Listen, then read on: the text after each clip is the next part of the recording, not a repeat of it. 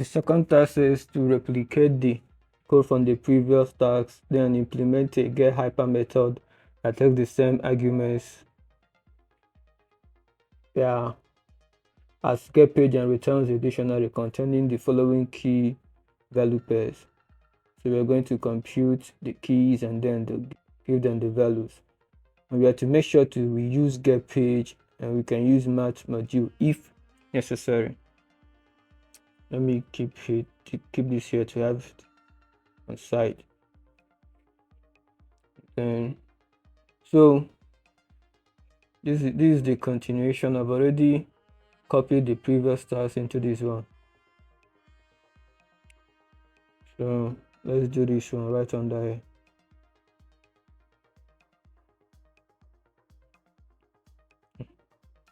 And then put this a little bit up so can have eyes on the task. Yeah. So the name of the function is, the name of the method is get hyper method, and it's going to take the same argument as get page. Just paste it in there. Let me take off this closing brace. Yeah, so it's going to return a dictionary that will have let's say string and then any doc string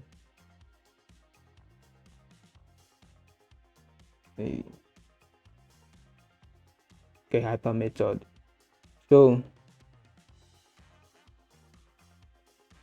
now of course we have to use the assert for, so we just copy this there and then we continue with our code.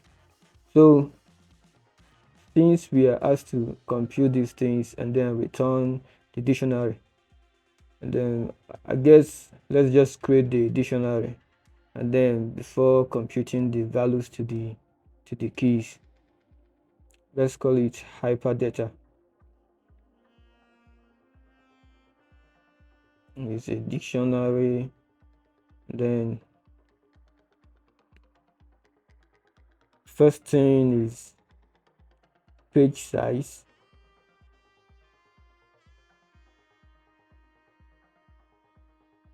The page size is going to be the length of the return data set page. So to get the length of the data set, we have to retrieve the data set first before checking the length. So let's get the data set.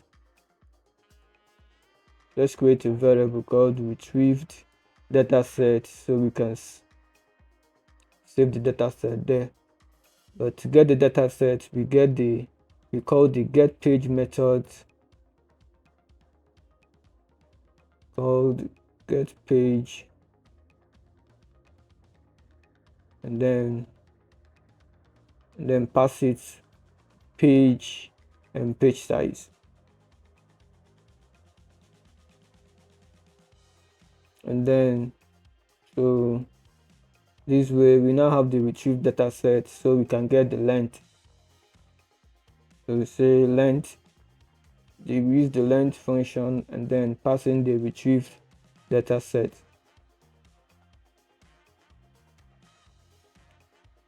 And then the next one is the page. No issues here. The current page is the page that has been passed. Next one is the data.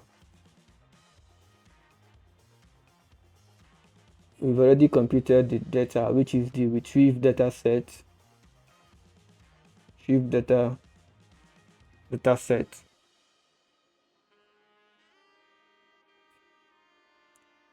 Yeah, retrieved data set. So next one is the next page.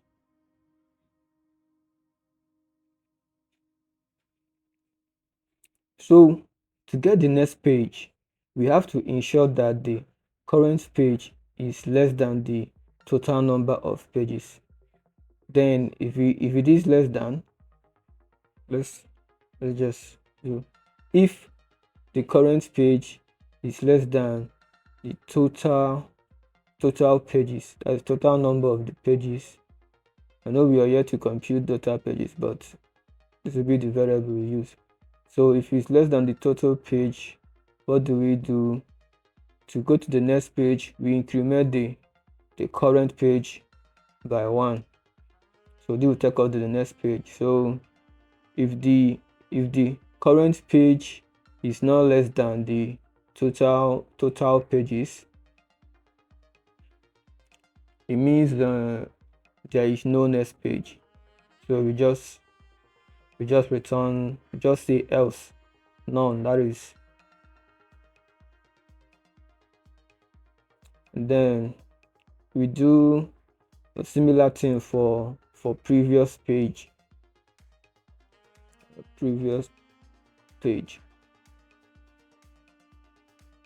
So for previous page, we are going to check if the current page is greater than 1. If the current page is greater than 1, it means that there is a previous page that is available.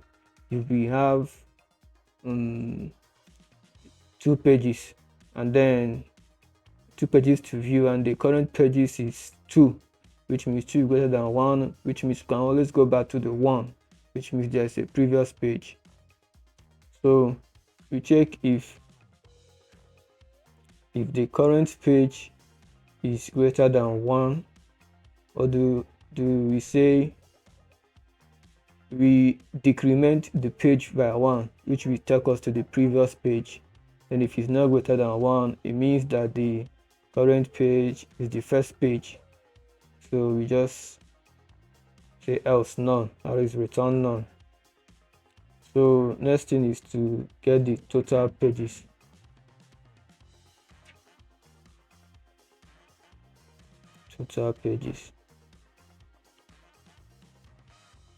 So the total pages, for us to get the total pages,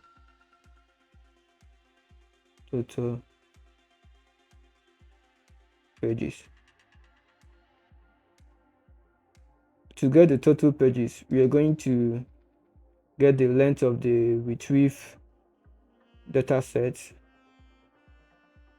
If we get the length of the retrieve data set,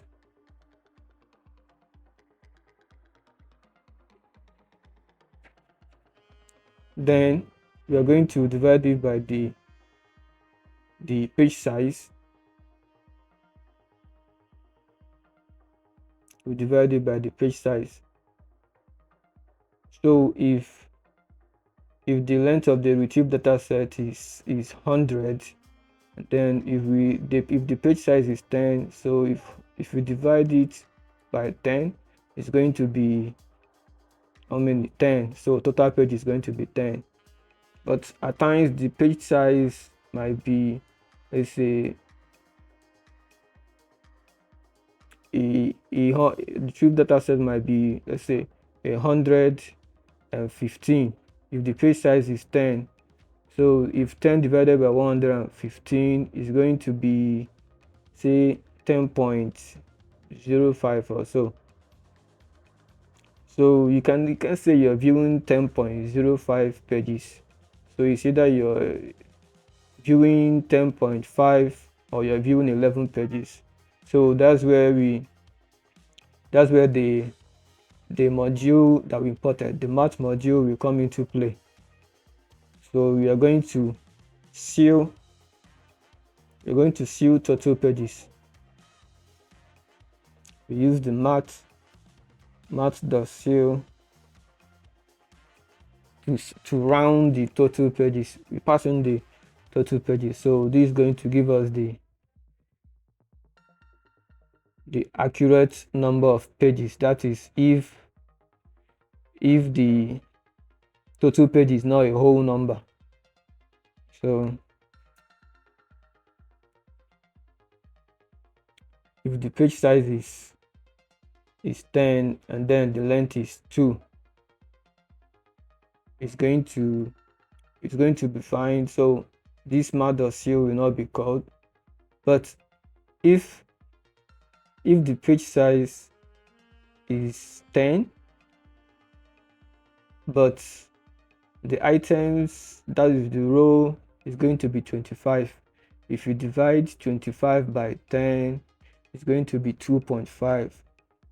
So 10 items for every page is going to remain 5. It's not possible to save a page to save items on this half page. So it's either we're saving on a 2 or 3. So that's why we sell it, we round it, so we can be able to save the remaining 5. So we pass in the total pages here, and then next is to return the hyperdata.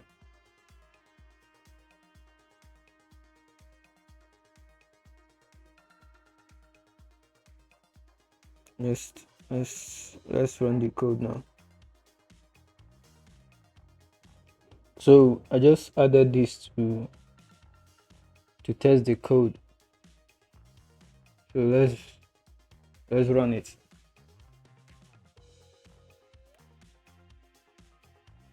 Okay, I think there's a typo. Let's fix this.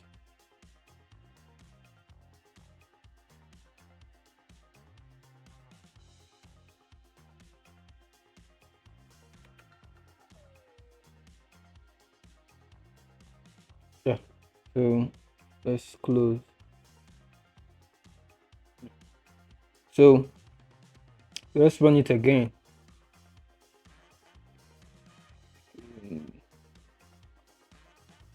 Okay, it's from the annotation. I have to import, I have to get dictionary and then any. Yeah, so the two ones we used. So we get them. Hope this is the last one. Let's go again. Oh, cannot access. Okay, let's go and make it accessible.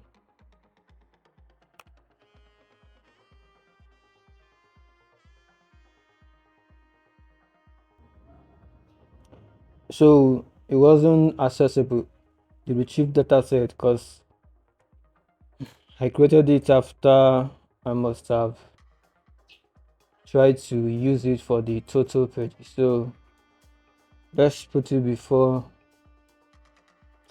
trying to access it, so that it can be accessible. Then remove it from here.